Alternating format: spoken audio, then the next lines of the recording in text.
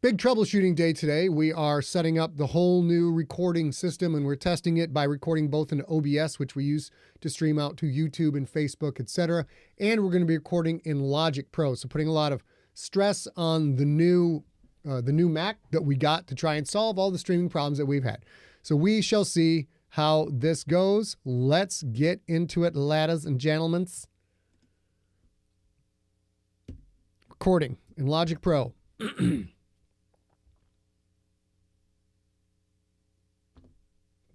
Hello there and welcome to Slay episode 51. If you are catching this after the fact, it's a little bit different. Usually we live stream on Wednesday night, 6 p.m. Pacific, 9 p.m. Eastern. Today we'll be traveling at that time, so we are recording early just to make sure if you like to watch the broadcasts that are recorded, that it will be here for you in the feed. Ladies and gentlemen, let's get into it.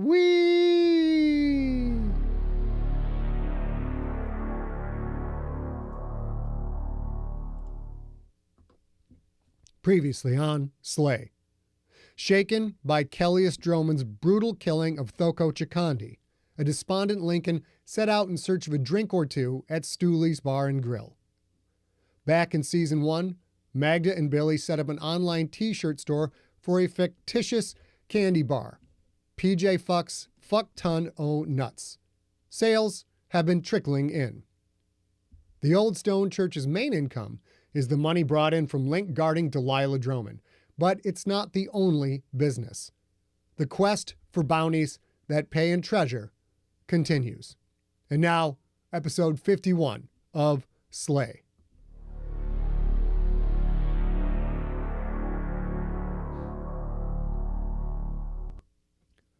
Rise and shine, handsome. Each word cut through his head like a bullet made of unbearable noise and intolerable pain. Had he been captured? Where was he? Lincoln, get up. You told me to get you up.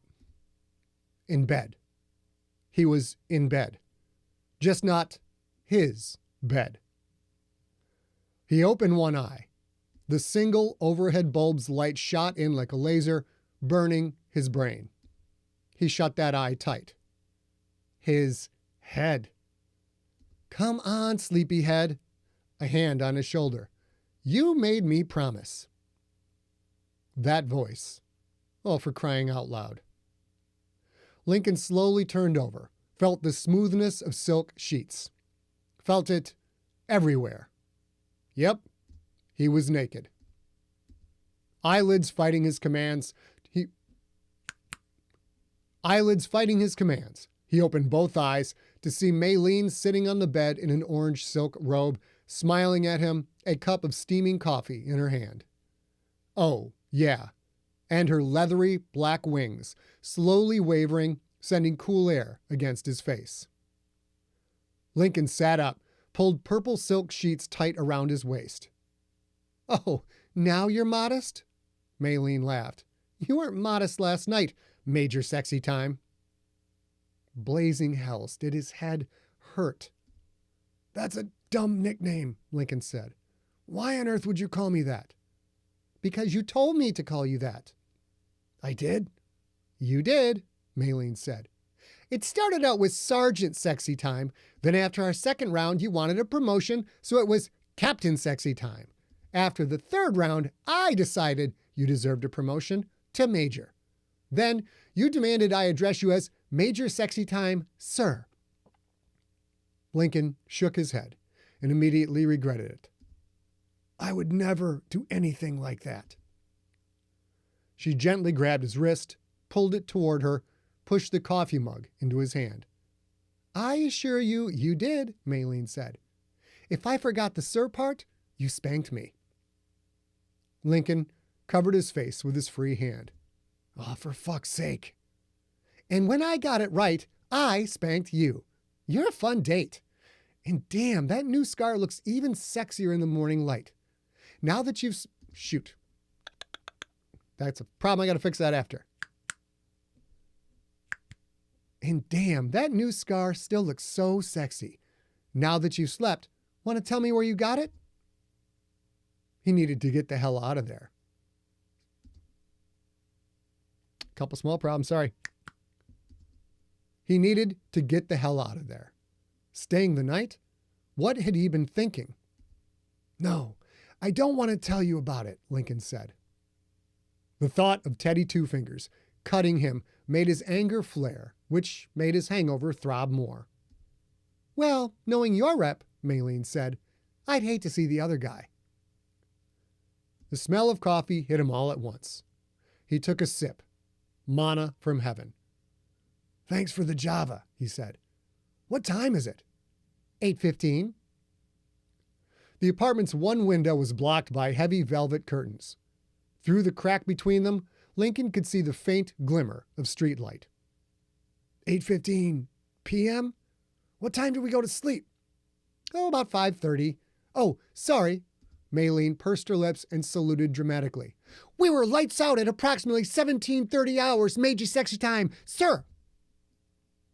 It didn't help his head that those pursed lips looked sexy as hell, especially when just the thought of jostly, bouncy, thrusty sex made him want to vomit. 17:30, he said. Judging from the sex gnome gangbang going on inside my skull, we drank all night, now it's already dark out.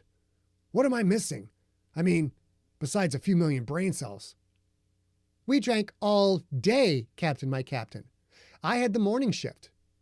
She put her hand on her sternum, affected a commercial announcer's voice. Stoolie's Bar, we never close. She reached out, squeezed his thigh beneath the silk sheet. You knocked him back like nobody's business. I bet you that you couldn't do 5 shots of Jagger without taking a breath. You won. I bet you that you couldn't do 5 shots of Jagger without taking a breath. You won. He vaguely remembered the 5 shots in a row.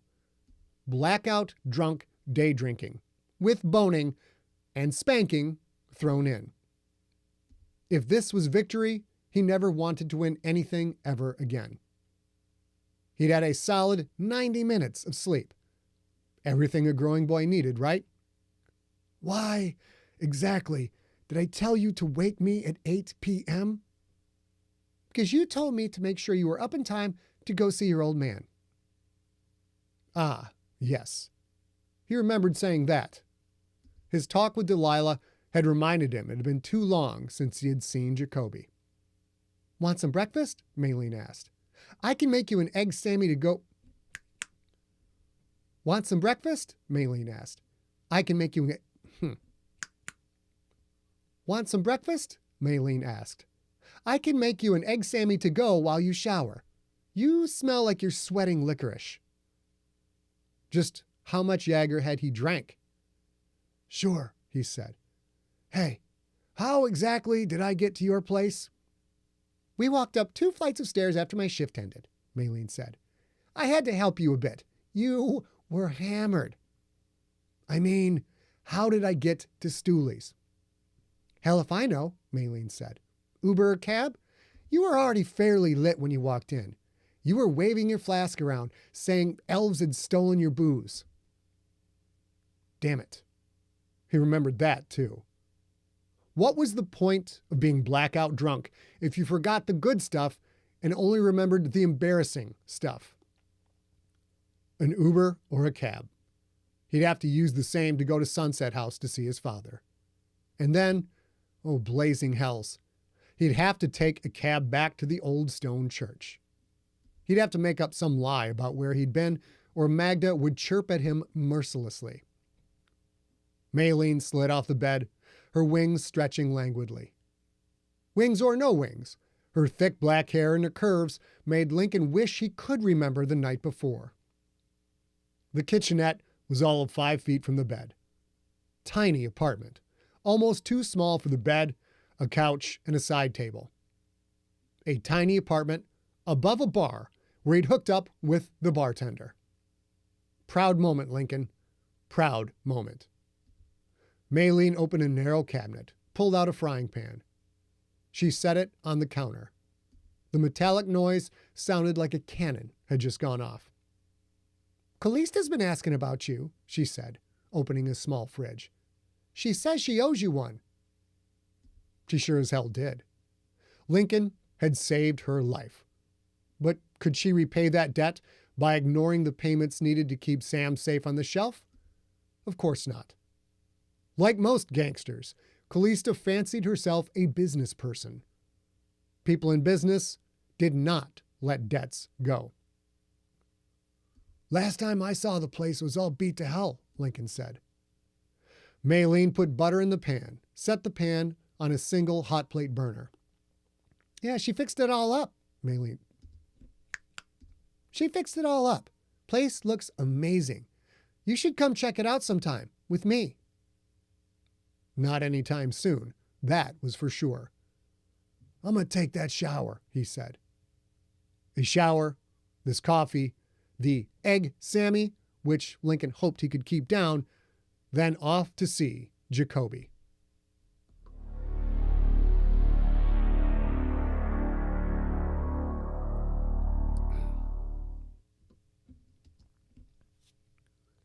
Dragging at his heels, Billy walked into the kitchen. A new table. 4 new chairs. Pajama-clad Magda sitting in one, a laptop on the table in front of her, a half-eaten panini next to it. And a coffee mug. He could smell the vodka. And a coffee mug. He could smell the vodka and fizzo from the door. Hey, little B, Magda said. You feeling any better? Yeah, a bit. I slept like 10 hours. That new laptop? Magda nodded. Last one got trashed when your dog went postal in the nave. That was old as hell anyway. Billy realized he hadn't been on a computer in weeks. Before Joe got him tied up with Dante Oganov, Billy had lived on the old PC in his room at Grandma's. Games, social media, movie groups, science blogs, just tiny little him perched in front of that tiny little screen. Since the Nurple, though, since he'd been exposed to the underskin, other things occupied his thoughts. He was learning magic, for fuck's sake. Hell, in a way, he was made of magic. I haven't looked at a computer since I got here, he said. Man, that is weird. It's not like I forgot that computers exist. It's just, the thought of them hasn't crossed your mind. Yeah, he said. That reminds me. I got to get a new cell phone. Just ask Ariella for one. The way Linc goes through burners, I doubt she'll mind getting you a decent one. Billy sat in the chair to Magda's right. Seems like Ariella's spending... Dang it. Seems like Ariella's spending money faster than we can make it. He winced. I mean, faster than Linc can make it. Magda sat up straighter. She looked nervous, unsure of herself. I'm making a little money too. She turned the computer toward him. We just sold our 100th Phuq-Ton of Nuts t-shirt. He looked at the sales page of the site he'd set up for her. Sure enough, 100 units. The readout changed. 101 units. Nice, Billy said. Way to go, Mags. She shrugged. Nah, couple of grand. It ain't all that much considering what Linc makes for guarding Delilah. No, it wasn't all that much comparatively, but that wasn't what she needed to hear right now. Yeah, but you made it, Billy said. Not Linc, not Ariella. A slow smile crept across her face, making her 3 scars crinkle. We did, she said. You and I set this up. And she was right about that.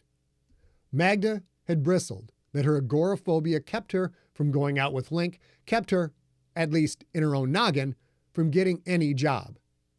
Billy had helped her brainstorm PJ Fuck's Chocolatier brand, set up the shirt storefront, and how to sell them online without her having to actually touch a single bit of merchandise. I helped set it up, but this is all you, Billy said. This could just be the beginning. You might sell more. We can come up with another shirt. This is awesome, Mags. Did you tell Linc? Magda's smile faded. She pulled the computer back in front of her again. Nope, she said. He didn't come home after his bodyguarding shift at Droman's. Didn't come home? Could he still be at the mansion? Still working? You got him on that ear cuff thing? He turns it off when he's there, Magda said. He thinks it's creepy if someone's in his head watching a 12-year-old. Gotta agree with him on that. He's not answering his cell. Ariella tried him on her sphere, no answer. Maybe he's working, maybe not. She seemed annoyed, but calm. Should I go out and look for him? Magda started typing. Not much point in it, she said.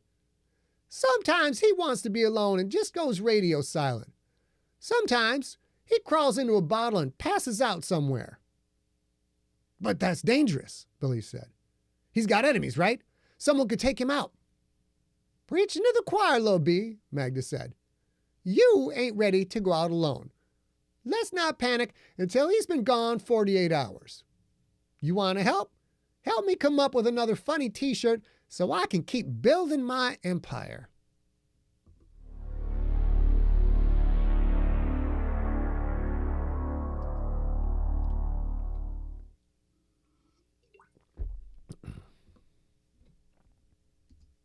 No bike meant no hard box.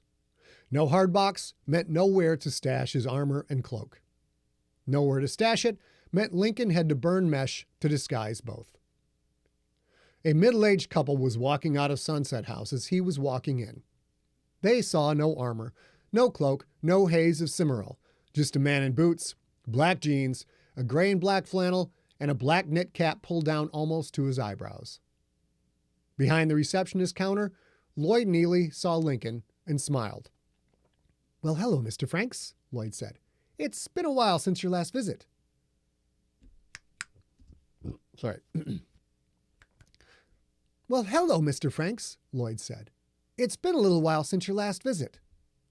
It had been a lotta while, actually. Yeah, things have been busy, Lincoln said. Lloyd gave a single, slow nod. He probably heard that excuse a lot, from people who barely knew him yet still felt like he might be judging them for their lack of devotion to their elderly loved one. How's he doing? He need anything? I gotta go. How's he doing? Lincoln asked. He need anything? He's always asking for whiskey.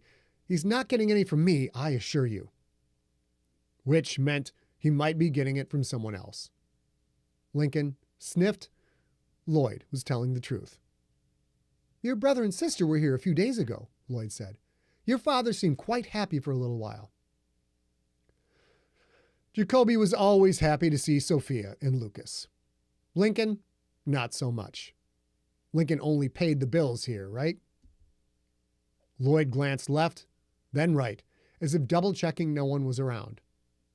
We really can't have you letting birds in here, Mr. Franks. It's a health code violation. So much for getting away with letting Shitbird in last time. Lincoln leaned over the desk, put on his best glower. There was no bird, he said. Get me? Lloyd's eyes widened. No bird, right. Maybe housekeeping planted those black feathers in the room. Probably. Lincoln stood straight. And with what I'm paying you, if there was a bird, I expect you to look the other way. Got it? Lloyd nodded, faster this time. Lincoln headed for his father's room. Bach's prelude in C minor softly drifted through the closed door. Lincoln pushed it open, shut the door behind him. Jacoby was in his twin bed. On his back, blankets pulled up neatly to his chest, his thin silver hair on the pillow behind his head. He looked older than Lincoln had ever seen. He looked frail.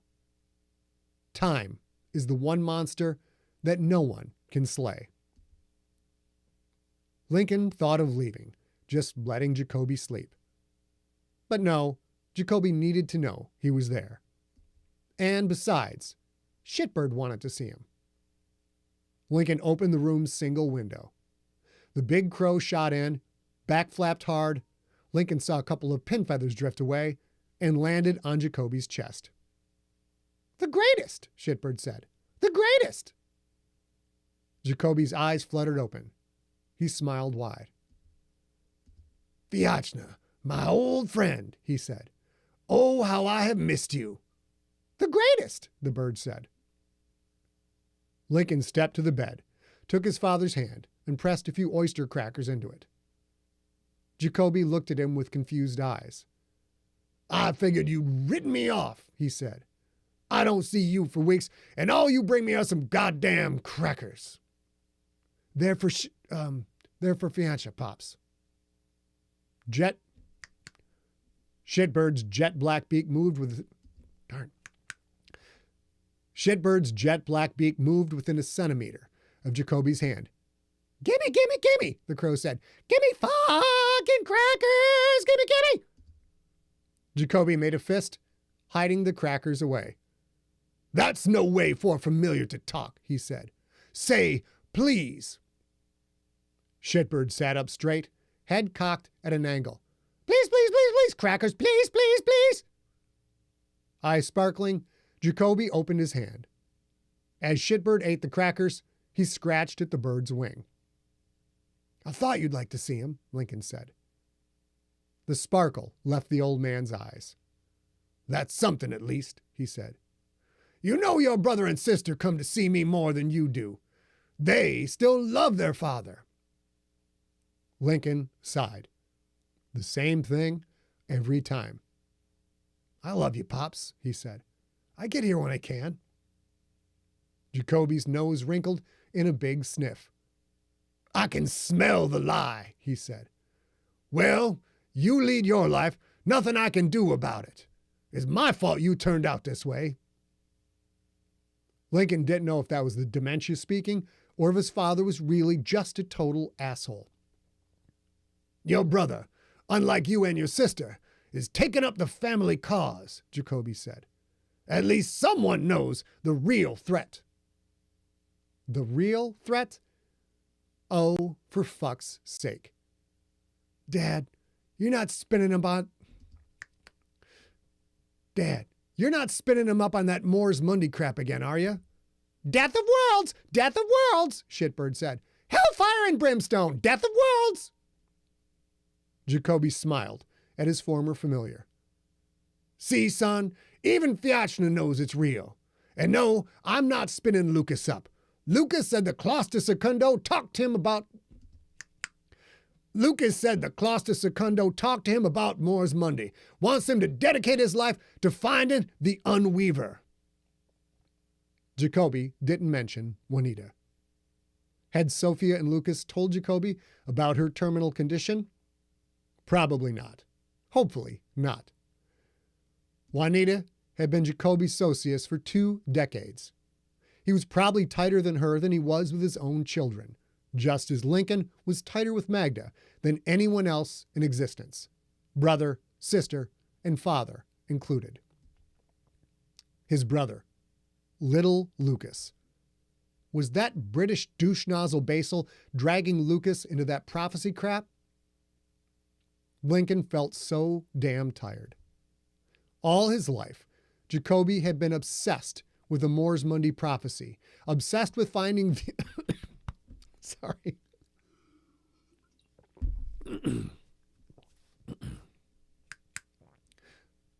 All his life, Jacoby had been obsessed with the Moore's Monday prophecy, obsessed with finding the Unweaver, the mage who would supposedly someday destroy first the Bastion, then release the Juro-Gumo race, which would, in turn, destroy all existence. The Unweaver, Lincoln said. And Lucas buys into it? Sophia must love that. Jacoby snorted. She never believed. I always knew that. Neither did Lincoln. But you believe, Lucas. You can find the Unweaver and bring glory to the family name. The old man's eyes were half-lidded. He was slipping away again. He thought Lincoln was Lucas. It was just so damn sad. I'm Lincoln, Pops. Jacoby blinked slowly. His mouth hung open. He looked at the big black crow sitting on his chest. You can't have birds in here, Jacoby said. It's a health code violation. Lincoln gently lifted Shitbird and walked to the window. The greatest, Shitbird said. And in those words, Lincoln heard that the crow was sad too. The greatest. Go back to the church, Lincoln said. I'll see you soon. He lightly tossed the crow outside, then closed the window. Lincoln turned back to his father. Jacoby was asleep, his hand at his chest, one small black feather clutched between his fingers. I love you, Dad, Lincoln said. He left the room, quietly shutting the door behind him. I gotta redo this, right? He left the room, quietly shutting the door behind him.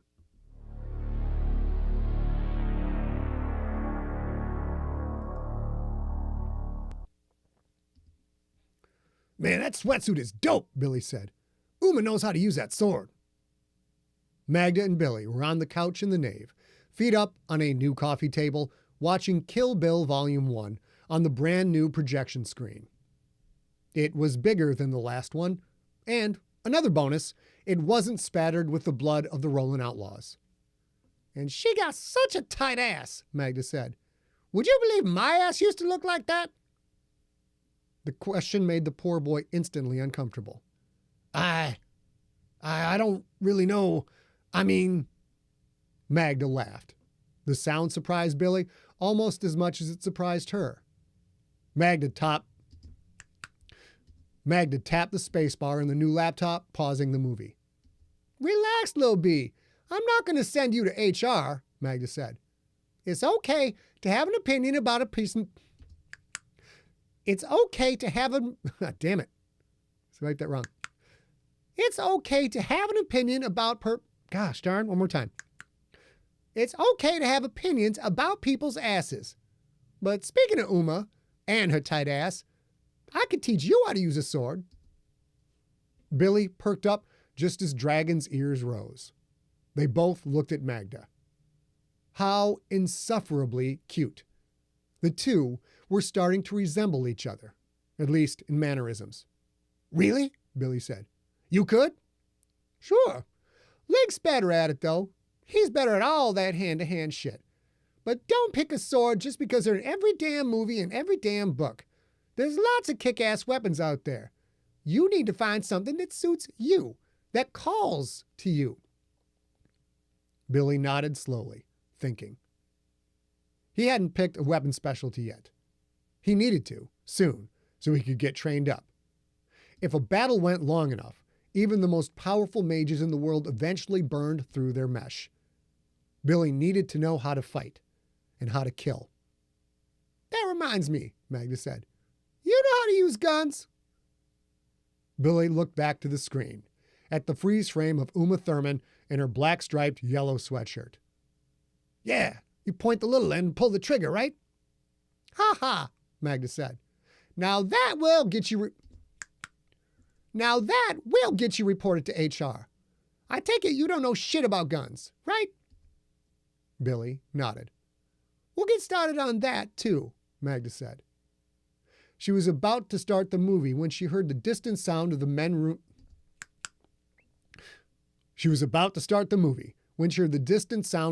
room door opening. Dragon took off like a shot, ripping through the nave's doggy door at top speed. Linc's home, Magda said. I figured, Billy said. Let's wait for him to keep watching. To be honest, Magda was surprised Billy hadn't also shot off the couch and run to see Linc. Sure, Linc had tried to kill Billy, but now the kid had an obvious case of hero worship for Linc. Sometimes, anyways. Other times, Billy grew moody and introspective. Because, probably, Linc had also killed his friend Joe. Billy was complicated. Hell, everyone in the old stone church was complicated. Dragon ripped through the doggy door and started running claw-scrabbling circles around the couch. Linc came in a moment later, still in his armor and cloak. Where the hell have you been? Magda asked. Ariel is about to shit her skirt waiting for you. Linc walked to the couch. Dragged to the couch was more like it. He looked whipped. He sat down heavily between them. "Sup, Linc?" Billy said. "You okay?" Dragon sprang onto the back of the couch and started machine gun licking Linc's ears, first one side, then the other, her little body vibrating with intensity. Lincoln didn't move. He hated it when Dragon licked him. "Tip-top," he said. "Never better." Magda wanted to yell at him for the radio silence, but she couldn't muster the outrage. Her partner was hurting. Hurting bad. "I sold a fuck-ton of t-shirts," she said. His eyes snapped toward her. "Really?" "Yep. Making that bank, son." His glum visage broke. Not by much, but it did break. "That's great, Mags," he said. "Way to go." It wasn't all that much money, but Billy was right. She had brought it in, and that felt great. The click-clack of high heels filtered through the door before Ariella came in like a storm clad in a skirt and a blouse. "There you are," she said. "Where the fuck have you been, Stoonard? I was worried you got yourself killed and we were out of business." Lincoln didn't turn around to look at her, simply raised one gauntleted hand and extended his middle finger. "Real mature." Ariella came around the couch, the open binder held in both hands. "Will you cretins get your goddamn feet off the goddamn furniture?" Cretins? Not a word you heard every day. Magda was impressed enough that she took her feet off the table without giving the woman any shit about it. Billy, of course, yanked his feet clear before she'd even finished her sentence. "Ariella, I'm tired," Lincoln said. "I haven't had that much sleep." "Tough shit," Ariella said. "New bounty just came in. I need you on it right now." Slowly, intentionally, Lincoln first put one armored boot on the table, then crossed the other over it. Magda watched Ariella's face turn an angry shade of red. "I need sleep," Lincoln said. "The bounty will have to wait. And don't I have another bodyguarding shift coming up soon?" Ariella dropped the binder in his lap. "Tomorrow is your next shift," she said. "You bodyguard while Billy gets another training session. Before that, though," she bent, tapped a red fingernail on the open binder page. "You need to go find the troglodyte in Tollingwood." "Tollingwood?" Billy leaned over to look at the binder. "Lumencia's T-Wood? That's my old neighborhood." "Correct," Ariella said. "Go with Lincoln if you want, but Lincoln is going." Magda looked at the sketch in the binder. That was a trog, all right. She hadn't seen one in years. Reptilian, stocky, and packed with muscle, holding a stone axe. That signature dorsal fin that ran from the middle of the extended nose between the heavy eye ridges to the back of the head, like a mohawk made of spines and thin flesh.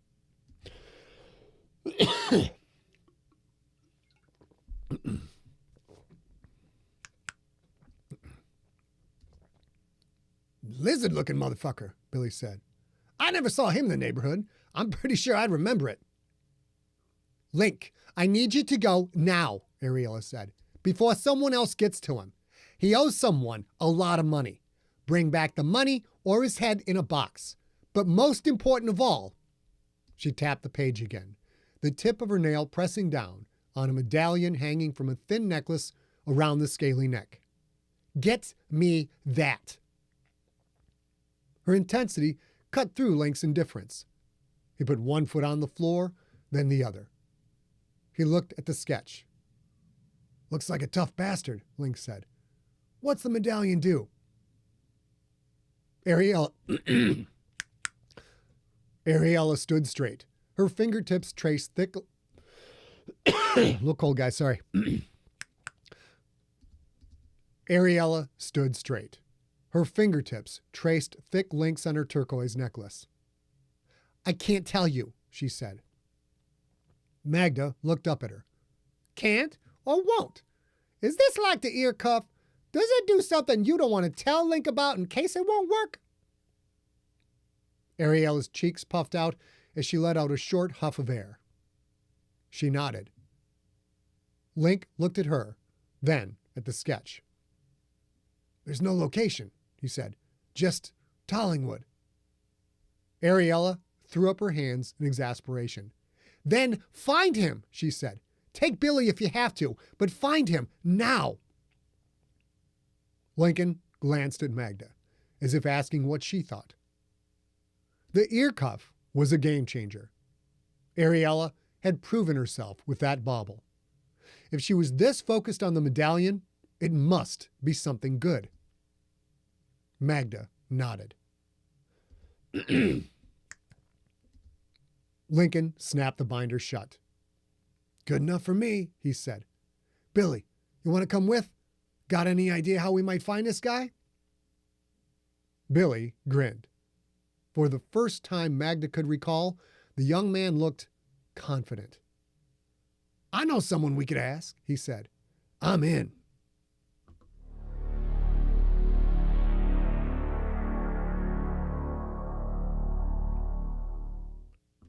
That was episode 51 of Slay. We'll come back episode 52 when the troglodyte in Tollingwood is going to have a very tough time. Good day.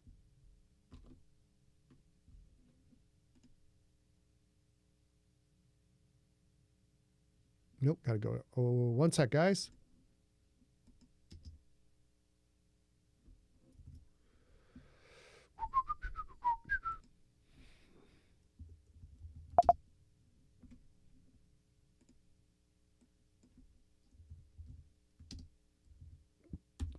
All right, let me go back to OBS here. Here we go. New machine. I don't have all the little shortcuts and everything set up. Got snotty nose though. Gross. Let me go to chat real quick. How did that go performance-wise, all y'all? Hey, Jen. So I'll go back through. We go back through the. Mike Big Nasty says looked and sounded great. No glitches. Fantastic. That's very good news. Yeah, Tim Clark. We had to go early, surprise early today. No pre-announcement. Zach Parrish says stream is smooth. It freezes and needs reloading if you send stars, but that's a Facebook thing rather than a you thing. Great. Chris Grell had to bounce. Richard Bennett in the house. What's up, man? Okay. Jen says super late, but sounded great. Robbie Harrison says magic. All right, everybody. Thank you very much. That was Tim Clark says smooth feed in Alaska. That was a live test of the new computer and also simultaneously streaming and recording to Logic Pro, which we didn't do before. So we're going to start doing that. We had to get an idea how the stream looked and if everything went smooth as butter or not. Now, Ariel Girl and I got to get ready to go on our trip. You're all fantastic. Y'all smell an awful lot like flowers.